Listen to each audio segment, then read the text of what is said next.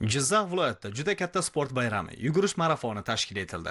Ya'ni EcoSave Aral 2025 va inson uchun xalqaro xayriya ekologik ommaviy yugurish musobaqasi o'tkazildi. Marafonda 3500 ga yaqin ishtirokchi, jumladan talaba yoshlar, professional ta'lim muassasalari o'quvchilari va Ijtimoiy himoya milliy agentligi jamoasi hamda nuroniy otaxonlar ham faol ishtirok etishga ishtiyoq bildirdi. Barcha ishtirokchilar belgilangan masofani shijoat va kuch-g'ayrat bilan bosib o'tishga katta tayyorgarlik ko'rishganini sezish qiyin emas. Marafonga start berilar ekan. Ishtirokchilar yo'nalishlarga ko'ra turli toifalarga ajratilib, bosqichma-bosqich start chizig'idan o'tishdi. Ya'ni musobaqa yo'nalishlari: talaba yugur, talabalar o'rtasida; o'quvchi yugur, umumta'lim maktablari o'quvchilari o'rtasida; inson uchun imkoniyati cheklangan shaxslar o'rtasida va ommaviy yugurish yo'nalishlarida 7 yoshdan 70 yoshgacha bo'lgan barcha ishtirokchilar belgilangan masofani bosib o'tishdi. Tadbir davomida faol ishtirok etgan barcha qatnashchilarga esdalik sovg'alar taqdim etildi. Musobaqa g'oliblari esa tashkilotchilar va homiylar tomonidan qimmatbaho sovg'alar bilan taqdirlandi.